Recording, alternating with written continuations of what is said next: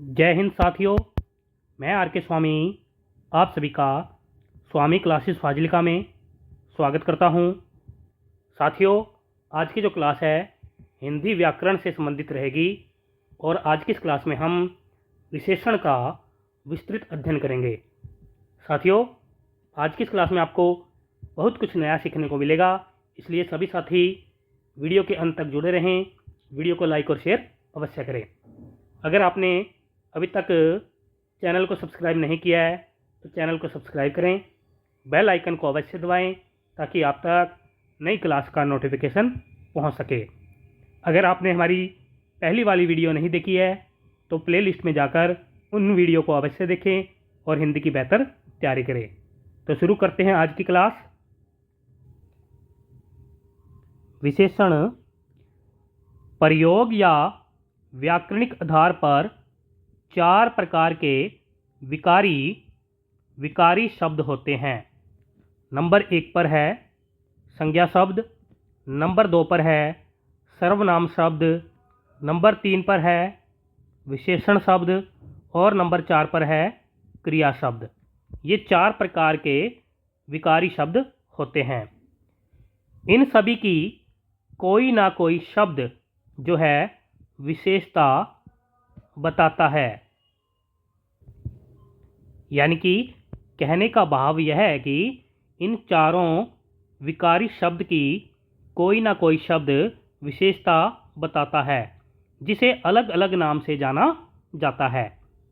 जैसे देखते हैं, संज्ञा और सर्वनाम की विशेषता बताने वाले को विशेषण कहते हैं।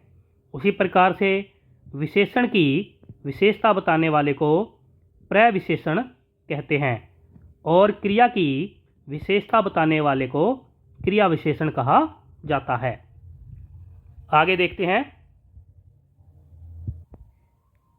विशेषण की परिभाषा देखते हैं। जो शब्द संज्ञा या सर्वनाम की गुण एवं दोष या विशेषता बताते हैं उन्हें विशेषण कहते हैं। जैसे आज़ाद भारत, मेहनती युवक, काला घोड़ा इत्यादि। इन शब्दों में आज़ाद, मेहनती और काला ये तीनों ही शब्द जो है विशेषण हैं, जो कि भारत, युवक, घोड़ा तीनों संज्ञा शब्द की विशेषता बता रहे हैं। यानी कि उन शब्दों को विशेषण कहते हैं जो संज्ञा या सर्वनाम शब्दों की विशेषता बताते हैं। यहाँ तक ओके है सभी को? आगे देखते हैं, विशेष्य की परिभाषा देखते हैं। जिस संज्ञा या सर्वनाम शब्द की विशेषता बताई जाए उसे विशेष्य कहते हैं। यानी कि कहने का भाव यह है कि किसी वाक्य में जब संज्ञा या सर्वनाम की विशेषता बताई जाती है उस संज्ञा या सर्वनाम शब्द को ही विशेष्य कहते हैं। जैसे मैंने कहा काला घोड़ा, तो यहाँ पर घोड़ा की विशेषता काला शब्द बता रहा है, तो जो घोड़ा है वह एक संज्ञा शब्द है। उस घोड़ा संज्ञा शब्द को ही विशेष्य कहते हैं। आगे देखते हैं, विशेषक की परिभाषा। जिस शब्द से संज्ञा या सर्वनाम यानी कि विशेष्य की विशेषता बताई जाए उसे विशेषक या विशेषण कहते हैं। यहाँ पर कहने का भाव यह है कि विशेषण को ही विशेषक कहा जाता है। ओके है सभी को? आगे देखते हैं, प्रविशेषण की परिभाषा देखते हैं। जो विशेषण शब्द विशेषण अथवा क्रिया विशेषण की भी विशेषता बताते हैं उन्हें प्रविशेषण कहते हैं। यानी कि कहने का भाव यह है कि जो कोई शब्द विशेषण की भी विशेषता बताता है उसे प्रविशेषण कहते हैं। ओके है यहाँ तक। आगे देखते हैं। कामता प्रसाद गुरुजी ने प्रविशेषण को अंतर्विशेषण कहा है। यानी कि कामता प्रसाद गुरुजी ने प्रविशेषण को नाम दिया है अंतर्विशेषण। उदाहरण से समझते हैं। नंबर 1 उदाहरण है, मोहन बहुत चालाक बालक है। यहाँ हम देखें तो इस वाक्य में बालक एक संज्ञा शब्द है और संज्ञा शब्द विशेष्य होता है। बालक की विशेषता बता रहा है कि वह चालाक है और चालाक भी कितना है, बहुत चालाक। यानी कि यहाँ पर बहुत जो शब्द है यह प्रविशेषण है, जो कि विशेषण चालाक शब्द की भी विशेषता बता रहा है। इसी प्रकार से दूसरा उदाहरण देखते हैं। काली गायें बहुत मीठा दूध देती है। यहाँ पर दूध की विशेषता क्या है कि दूध मीठा है और कितना मीठा है, बहुत मीठा है। तो बहुत शब्द जो है प्रविशेषण है। इसी प्रकार से गाय एक संज्ञा है और इसकी विशेषता क्या बता रहे हैं, काली। यानी कि गाय जो है काली है, तो काली जो है एक विशेषण शब्द है। यहाँ तक ओके है। नोट करके लिख लो, अगर कोई शब्द या पद प्रविशेषण की भी विशेषता बताता है तो उसे भी प्रविशेषण कहा जाता है। यानी कि कहने का भाव यह है कि अगर कोई वाक्य में ऐसा शब्द है जो प्रविशेषण की भी आगे विशेषता बताता है तो उसे भी प्रविशेषण कहा जाता है। जैसे उदाहरण में देखो, सोहन बहुत अधिक चालाक बालक है। तो यहाँ पर बालक जो है विशेष्य है, यानी कि संज्ञा शब्द है। बालक की विशेषता कौन बता रहा है कि बालक चालाक है, और अधिक क्या है, इसका प्रविशेषण है। और अधिक से भी कितना अधिक, बहुत अधिक। यहाँ पर बहुत जो शब्द है यह भी प्रविशेषण के अंतर्गत ही आता है। यानी कि कहने का भाव यह है कि प्रविशेषण की भी अगर कोई शब्द विशेषता बताता है तो वह भी प्रविशेषण कहलाता है। समझ आ रहा होगा आपको। अगर वीडियो अच्छी लग रही है तो लाइक और शेयर अवश्य करें और नए साथियों को चैनल के साथ अवश्य जोड़ें। आगे देखते हैं। विशेषण के भेद। विशेषण को 3 आधार पर विभाजित किया जाता है। विशेषण के भेद जो है 3 आधार पर किए जाते हैं। क में है स्थान के आधार पर, ख भाग में है तुलना के आधार पर, ग भाग में है प्रयोग के आधार पर। यानी कि विशेषण के भेद जो है 3 आधार पर किए जाते हैं। स्थान के आधार पर, तुलना के आधार पर और प्रयोग के आधार पर। तो आगे देखते हैं। क भाग को लेते हैं हम। स्थान के आधार पर विशेषण के जो है 2 भेद होते हैं। स्थान के आधार पर विशेषण के कितने भेद होते हैं, 2 होते हैं। नंबर 1 पर है उद्देश्य विशेषण और नंबर 2 पर आता है विधेय विशेषण। पहले नंबर 1 पर देखते हैं हम उद्देश्य विशेषण। विशेष्य यानी कि विशेष्य जो है वाक्य में संज्ञा या सर्वनाम शब्द होता है। विशेष्य से पहले लगने वाला विशेषण उद्देश्य विशेषण कहलाता है। यानी कि अगर किसी वाक्य में कोई विशेष्य है और उससे पहले विशेषण शब्द लगा हो तो उसे उद्देश्य विशेषण कहते हैं। उदाहरण से समझते हैं। जैसे विजय बहुत अच्छा लड़का है। बहुत अच्छा लड़का है। जो लड़का शब्द है यहाँ पर विशेष्य है, यानी कि संज्ञा शब्द है, और इससे पहले अच्छा विशेषण शब्द है। यानी कि जो अच्छा है यही उद्देश्य विशेषण है। नोट करके लिख लो। वाक्य में प्रयुक्त कर्ता जो कर्ता होता है, यानी कि वाक्य में प्रयुक्त कर्ता को ही उद्देश्य कहा जाता है। उद्देश्य जो है कर्ता या संज्ञा या सर्वनाम शब्द होता है। सभी साथी याद कर लेंगे। आगे देखते हैं। विधेय विशेषण। विशेष्य के बाद यानी कि संज्ञा या सर्वनाम के बाद आने वाले विशेषण को विधेय विशेषण कहते हैं। उदाहरण से समझो। वह बच्चा कक्षा में सबसे लंबा है, यानी कि वह बच्चा कक्षा में, कक्षा एक संज्ञा शब्द है और सबसे लंबा, यहाँ पर बच्चे की विशेषता बता रहे हैं कि जो बच्चा है सबसे लंबा है, तो यहाँ पर सबसे लंबा जो है विशेष्य के बाद में आ रहा है, इसे ही विधेय विशेषण कहते हैं। ओके सभी को। आगे देखते हैं। नोट करके फिर से लिख लो। कर्ता यानी कि उद्देश्य के संबंध में कहा गया कुछ भी विधेय कहलाता है। वाक्य के अंदर जो कर्ता होता है उसे उद्देश्य कहते हैं और उसके संबंध में जो भी बात कही गई होती है उसे विधेय कहते हैं। विधेय के अंतर्गत कर्म और क्रिया को शामिल किया जाता है।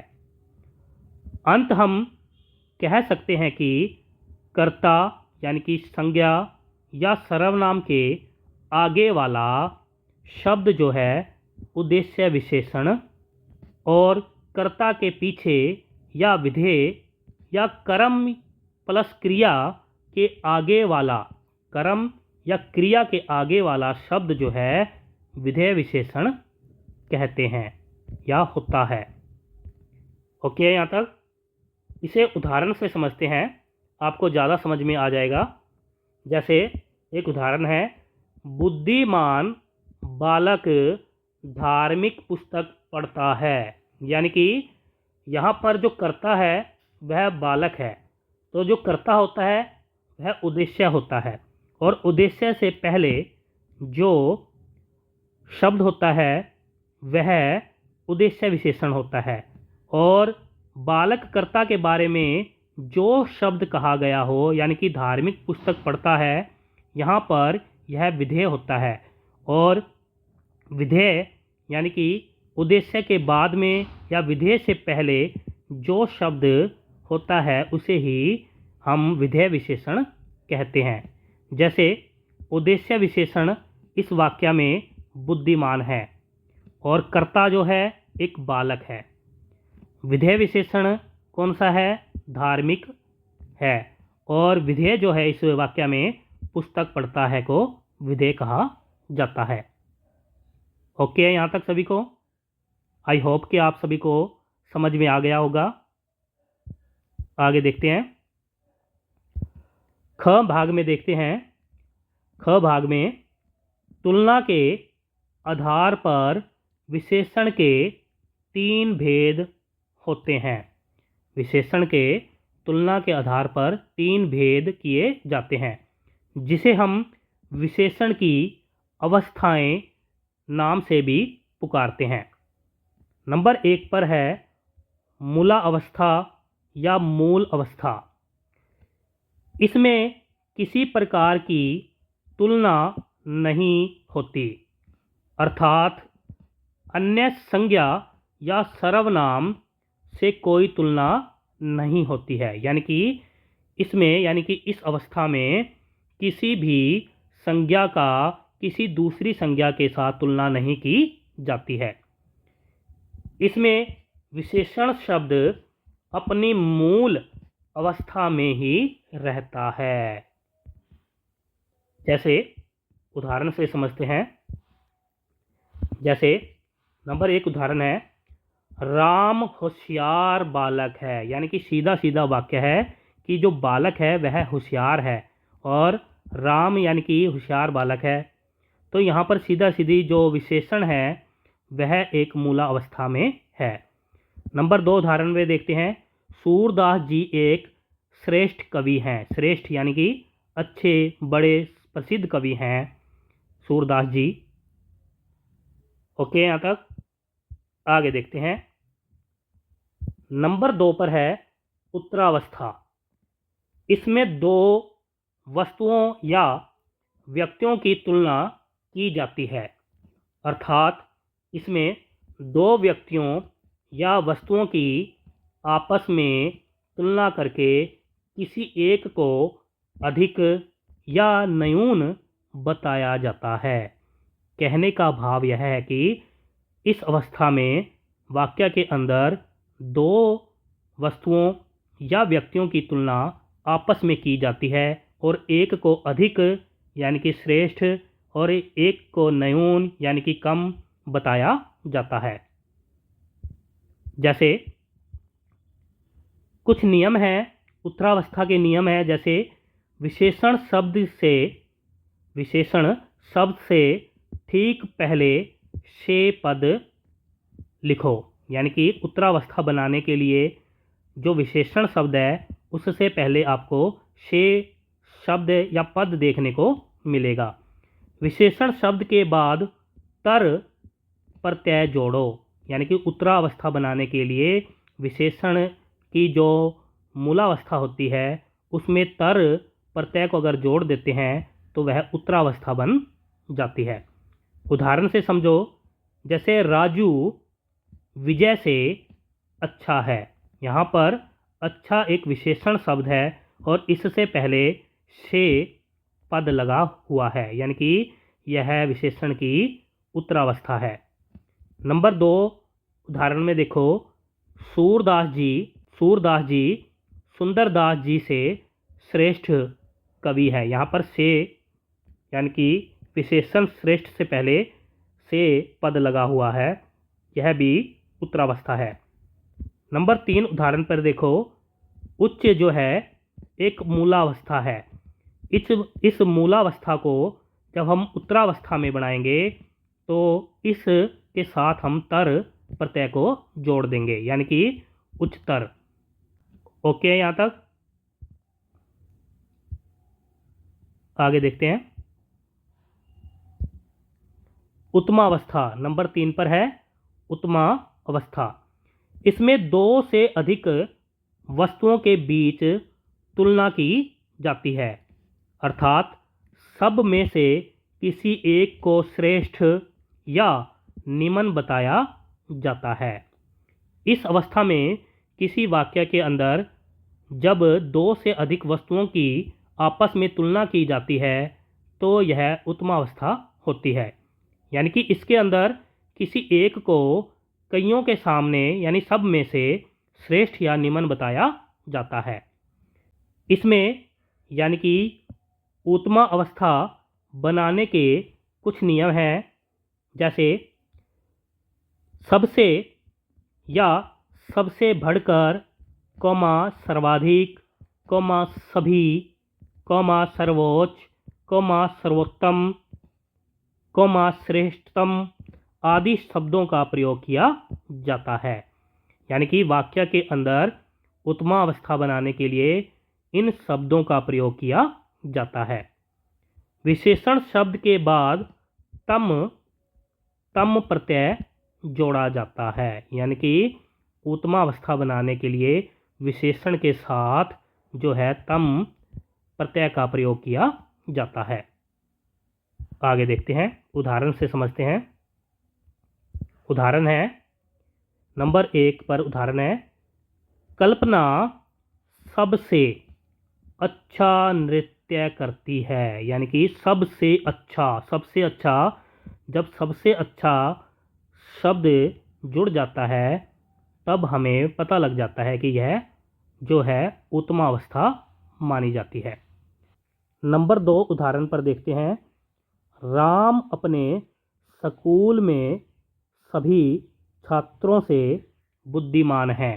यानी कि स्कूल के अंदर जितने भी छात्र हैं उन सभी से अच्छा है। यानी कि यहाँ पर उत्तमा अवस्था का प्रयोग हुआ है। नंबर 3 पर देखते हैं।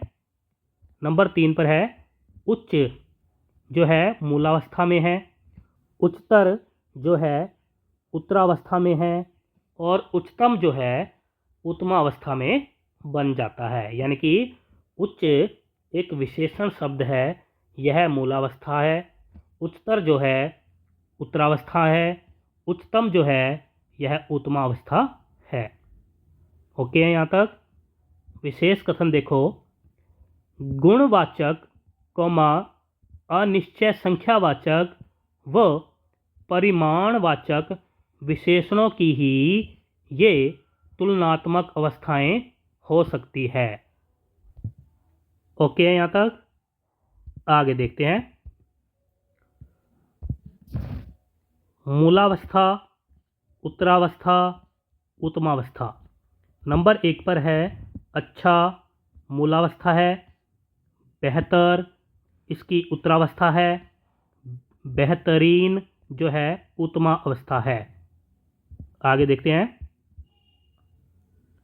नंबर 2 पर है निमन, जो है मूलावस्था में है। निमंतर जो है उत्तरावस्था में है। निमनतम जो है उत्तमावस्था में है। इसी प्रकार से नंबर 3 पर है सुंदर, सुंदर, सुंदरतर, सुंदरतम। नंबर 4 पर है बुरा, बदतर, बदतरीन। नंबर 5 पर है अधिक, अधिकतर, अधिकतम। यह विशेषण की जो तुलना के आधार पर अवस्थाएं मानी जाती है। सभी साथी याद कर लेंगे। आगे देखते हैं। ग भाग में प्रयोग के आधार पर विशेषण के 4 भेद होते हैं। प्रयोग के आधार पर विशेषण के कितने भेद किए जाते हैं? 4 भेद किए जाते हैं, जो कि सर्वमान्य मत भी है। इसमें नंबर 1 पर है गुणवाचक विशेषण। जो शब्द किसी व्यक्ति या वस्तु के आकार, रंग, दोष, गुण, अवस्था, स्वभाव, स्थिति, दशा, गंध, स्पर्श, संवाद, रूप, दिशा आदि का बोध कराते हैं, उन्हें गुणवाचक विशेषण कहते हैं। जैसे उदाहरण में देखो, उदाहरण में है ईमानदार बालक, बेईमान व्यक्ति, काला कागज, सुंदर दृश्य, मोटी पुस्तक, गर्म पानी इत्यादि।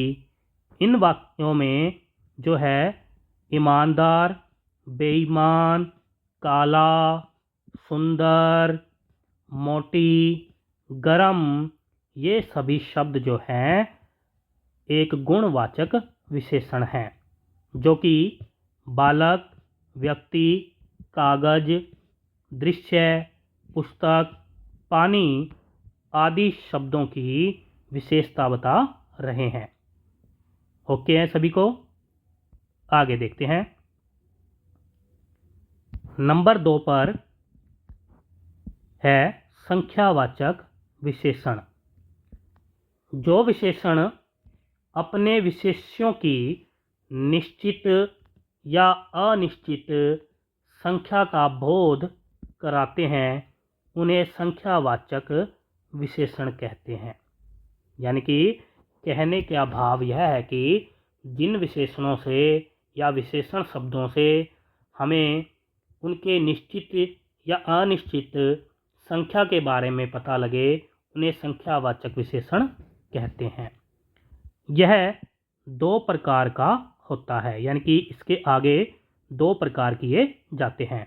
नंबर अ में है निश्चित संख्यावाचक विशेषण, ब में है अनिश्चित संख्यावाचक विशेषण। आगे देखते हैं। पहले अ भाग में देखते हैं निश्चित संख्यावाचक विशेषण। जो विशेषण अपने विशेष्यों की निश्चित संख्या का बोध कराते हैं उन्हें निश्चित संख्यावाचक विशेषण कहते हैं। यानी कि कहने का भाव यह है कि जो विशेषण शब्द अपने संज्ञा शब्दों की या सर्वनाम शब्दों की निश्चित संख्या के बारे में हमें बताते हैं उन्हें निश्चित संख्यावाचक विशेषण कहते हैं। यह आगे 5 प्रकार का होता है, यानी कि इसके आगे 5 भेद किए जाते हैं। जैसे क में है गणनावाचक विशेषण। जो विशेषण अपने विशेष्य की गिनती को बताता है उसे गणनावाचक विशेषण कहते हैं। यह आगे फिर 2 प्रकार का होता है, यानी कि इसके भी आगे 2 भेद किए जाते हैं। नंबर 1 पर है पूर्णांक गणनावाचक विशेषण। जो विशेषण अपने विशेष्य की पूरी संख्या का बोध कराता है उसे पूर्णांक संख्यावाचक विशेषण कहते हैं। जैसे 1, 2, 3, 4 इत्यादि। उदाहरण से समझो। नंबर 1 उदाहरण में है राम के पास 3 पुस्तकें हैं। यहाँ पर 3 जो है पूर्णांक गणनावाचक विशेषण है। नंबर 2 पर है उस सभा में 10 व्यक्ति थे। यहाँ पर 10 जो है पूर्णांक गणनावाचक विशेषण है। आगे देखते हैं। नंबर 2 पर है अपूर्णांक गणनावाचक विशेषण। जो विशेषण अपने विशेष्य की आधी अधूरी संख्या का बोध कराता है उसे अपूर्णांक संख्यावाचक विशेषण कहते हैं। यानी कि अपूर्णांक गणनावाचक विशेषण कहते हैं। जैसे चौथाई, तिहाई, आधा, सवा, डेढ़, ढाई इत्यादि शब्द इसमें आते हैं। उदाहरण से समझते हैं। नंबर 1 उदाहरण पे है मुझे इस घर का आधा भाग मिला है। यहाँ पर आधा जो विशेषण है यह अपूर्णांक गणना संख्यावाचक विशेषण कहलाता है। नंबर 2 पर है अभी तक चौथाई भाग दुकान का रंग हुआ है। यहाँ पर चौथाई जो है एक अपूर्णांक गणनावाचक विशेषण माना जाता है। आगे देखते हैं। ख भाग में देखते हैं कर्मवाचक विशेषण। जो विशेषण अपने विशेष्य के कर्म को बताता है उसे कर्मवाचक विशेषण कहते हैं। जैसे पहला, दूसरा, तीसरा इत्यादि। प्रथम, द्वितीय, तृतीय इत्यादि। पहली, दूसरी, तीसरी इत्यादि। यानी कि इन शब्दों से हमें विशेषण के कर्म के बारे में बोध होता है, इसलिए इन्हें कर्मवाचक विशेषण कहते हैं। उदाहरण से समझते हैं। जैसे नंबर 1 उदाहरण में है दीपक चौथी मंजिल पर रहता है। यहाँ पर चौथी जो है एक कर्मवाचक विशेषण माना जाता है। नंबर 2 पर है राम दूसरा खिलाड़ी है। राम दूसरा खिलाड़ी है। यहाँ पर दूसरा जो है एक कर्मवाचक विशेषण माना जाता है। ग भाग में है आवर्तीवाचक विशेषण। जो विशेषण अपने विशेष्य की इकाई की आवर्ती को बताता है उसे आवर्तीवाचक विशेषण कहते हैं। जैसे 2 गुना, 3 गुना, 4 गुना इत्यादि शब्द इसमें आते हैं। इसमें 2 गुनी, 3 गुनी, 4 गुनी इत्यादि शब्द भी आ सकते हैं। इसे उदाहरण से समझते हैं। उदाहरण में है नंबर 1 पर, अजय अपने भाई से 2 गुनी मेहनत करता है। यानी कि 2 गुनी जो है यहाँ पर आवर्तीवाचक विशेषण माना जाता है। नंबर 2 पर है, राम के पास शाम से 4 गुना पैसे हैं। 4 गुना यहाँ पर जो है आवर्तीवाचक विशेषण माना जाता है। आगे देखते हैं। ग भाग में है समूह या समुदायवाचक विशेषण। जो विशेषण अपने विशेष्य के समूह की कुल संख्या को बताता है उसे समुदायवाचक विशेषण कहते हैं। इसमें दोनों, तीनों, चारों इत्यादि शब्द आते हैं। उदाहरण से समझो। नंबर 1 पर है, तीनों बालक नाच रहे हैं। यहाँ पर बालक की विशेषता है कि तीनों शब्द बता रहा है। तीनों जो है यहाँ पर समुदायवाचक विशेषण है। नंबर 2 उदाहरण पर है, चारों खिलाड़ी नहीं आए।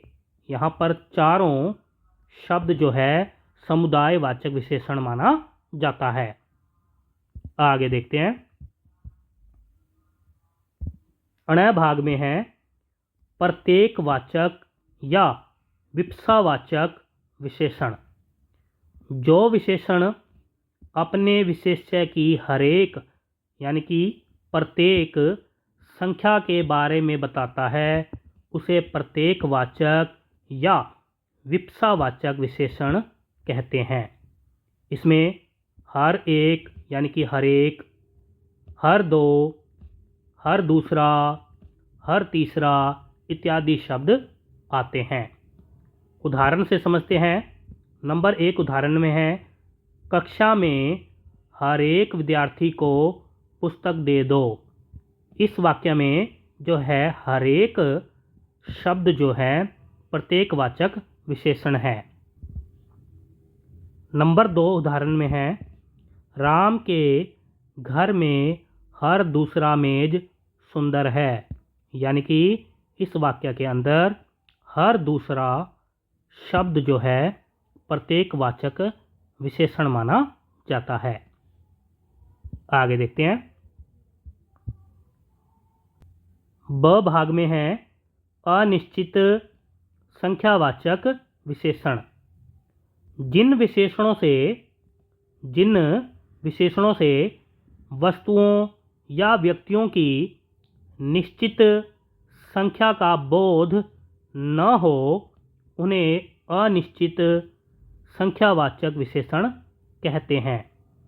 जैसे थोड़ा, अधिक, ज़्यादा, बहुत, लगभग, 5-6, कुछ, कम, बीसों, हजारों, दर्जनों, सैकड़ों, लाखों इत्यादि शब्द इसमें आते हैं। इसे उदाहरण से समझते हैं। उदाहरण देखो। नंबर 1 उदाहरण में है, इस कक्षा में कम छात्र हैं। यहाँ पर कम जो है एक अनिश्चित संख्यावाचक विशेषण है। नंबर 2 में देखो, इस बाग में कुछ फूल लगे हैं। कुछ यहाँ पर जो है अनिश्चित संख्यावाचक विशेषण है। नंबर 3 पर देखो, कल स्कूल में सैकड़ों छात्र थे। सैकड़ों यानी कि निश्चित नहीं है, इसलिए सैकड़ों शब्द जो है अनिश्चित संख्यावाचक विशेषण है। इसी प्रकार से 4 नंबर उदाहरण पर देखो, घर के बाहर 40-50 लोग खड़े हैं। यानी कि निश्चित नहीं है कि 40 हैं या 50 हैं, इसलिए यहाँ पर 40-50 जो शब्द हैं वह अनिश्चित संख्यावाचक विशेषण है। ओके है यहाँ तक सभी को। आगे देखते हैं। नंबर 3 पर विशेषण का भेद है परिमाणवाचक विशेषण। जो विशेषण अपने विशेष्य की निश्चित या अनिश्चित मात्रा यानी कि माप या तौल का बोध कराता है उसे परिमाणवाचक विशेषण कहते हैं। यह दो प्रकार का होता है, यानी कि इसके आगे दो भेद किए जाते हैं। नंबर एक पर है निश्चित परिमाणवाचक विशेषण। जो विशेषण अपने विशेष्य की निश्चित मात्रा यानी कि माप तौल का बोध कराता है उसे निश्चित परिमाणवाचक विशेषण कहते हैं। इसके अंदर 2 लीटर, 50 ग्राम, 100 मीटर, 10 किलो इत्यादि शब्द आते हैं। उदाहरण देखो, नंबर 1 पर है भाई बाजार से 2 लीटर दूध ले आना। यहाँ पर 2 लीटर निश्चित है कि 2 लीटर दूध लेकर आना है, यानी कि 2 लीटर जो शब्द है निश्चित परिमाणवाचक विशेषण है। यानी कि दूध जो विशेष्य शब्द है इसे हम गिन नहीं सकते, इसे हम सिर्फ माप तोल सकते हैं, इसलिए 2 लीटर जो है निश्चित परिमाणवाचक विशेषण है। नंबर 2 पर देखते हैं, सोहन रोज 10 किलोमीटर दौड़ता है। यानी कि यहाँ पर 10 किलोमीटर जो है निश्चित परिमाणवाचक विशेषण है। ओके, आगे देखते हैं। नंबर 2 पर है अनिश्चित परिमाणवाचक विशेषण। जो विशेषण अपने विशेष्य की अनिश्चित मात्रा यानी कि माप या तौल का बोध कराता है उसे अनिश्चित परिमाणवाचक विशेषण कहते हैं। इसके अंदर जो है थोड़ा, अधिक, ज़्यादा, कम, बहुत, कुछ, लगभग, किलोग्रामों, लीटरों, मीटरों इत्यादि शब्द आते हैं। उदाहरण से समझते हैं। नंबर 1 उदाहरण है, यमुना नदी में अधिक पानी है। अधिक यहाँ पर जो है अनिश्चित परिमाणवाचक विशेषण माना जाएगा।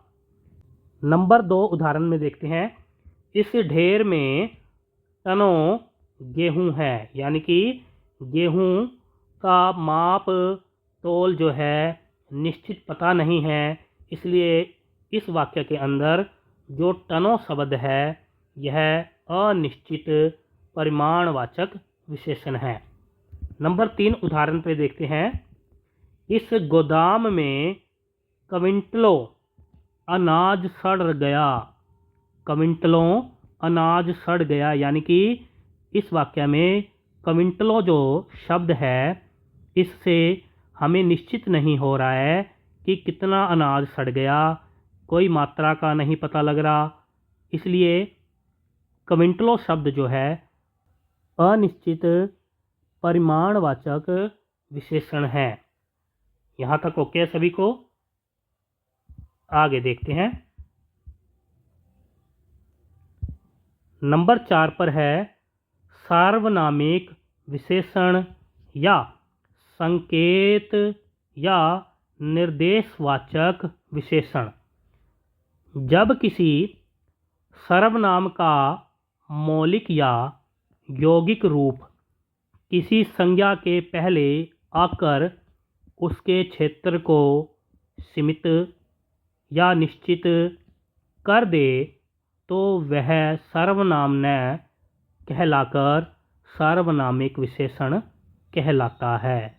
कहने का भाव यह है कि अगर कोई सर्वनाम शब्द किसी संज्ञा से ठीक पहले आ जाता है तो वह अगर उसकी विशेषता बता रहा है तो उसे सार्वनामिक विशेषण कहते हैं।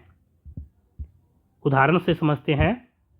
उदाहरण में देखो, नंबर 1 उदाहरण है, यह गाय मीठा दूध देती है।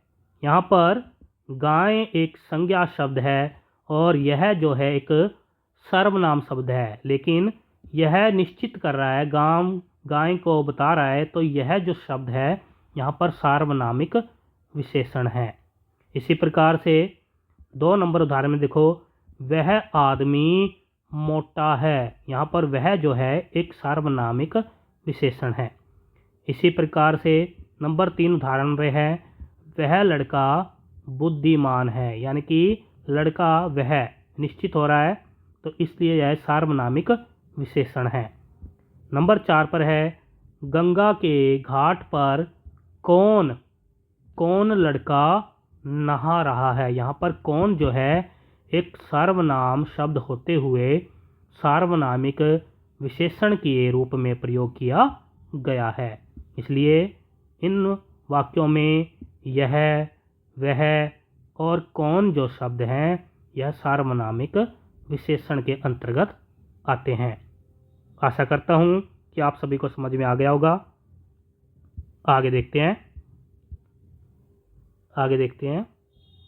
नोट करके लिख लो सभी साथी। एक अन्य भेद भी है विशेषण का, जिसका नाम है व्यक्तिवाचक विशेषण। व्यक्तिवाचक विशेषण वह विशेषण जो किसी संज्ञा या व्यक्तिवाचक संज्ञा से बनता है उसे व्यक्तिवाचक विशेषण कहते हैं। यह जो भेद है विशेषण का अन्य भेद के अंतर्गत आता है। कुछ परीक्षाओं में यहाँ से प्रश्न पूछा गया है, इसलिए सभी साथी इसको भी याद कर लेना। व्यक्तिवाचक विशेषण किसे कहते हैं? वह विशेषण जो किसी संज्ञा या व्यक्तिवाचक संज्ञा से बनता है उसे व्यक्तिवाचक विशेषण कहते हैं। जैसे व्यक्तिवाचक संज्ञाएं हैं बनारस, नागपुर, कश्मीर, और इससे विशेषण जो बनेगा वह है व्यक्तिवाचक विशेषण बनारसी, नागपुरी और कश्मीरी। जैसे हम बोल देते हैं बनारसी साड़ी, नागपुरी संतरे, कश्मीरी साल, यानी कि यह सभी जो हैं व्यक्तिवाचक विशेषण हैं। आशा करता हूँ आप सभी को समझ में आ गया होगा। प्यारे साथियों, ये थे विशेषण संबंधी महत्वपूर्ण तथ्य। इसी प्रकार से निरंतर अध्ययन करने के लिए चैनल को सब्सक्राइब करें, बेल आइकन को अवश्य दबाएं ताकि आप तक नई क्लास का नोटिफिकेशन पहुंच सके। अगर आपने हमारी पहली वाली क्लासें नहीं देखी हैं तो प्लेलिस्ट में जाकर उन क्लासों को अवश्य देखें और हिंदी की बेहतर तैयारी करें। चैनल के साथ नए साथियों को अवश्य जोड़ें ताकि वो भी इन वीडियो का लाभ उठा सके और हिंदी की बेहतर तैयारी कर सकें। तो मिलते हैं अगली क्लास में, तब तक के लिए जय हिंद।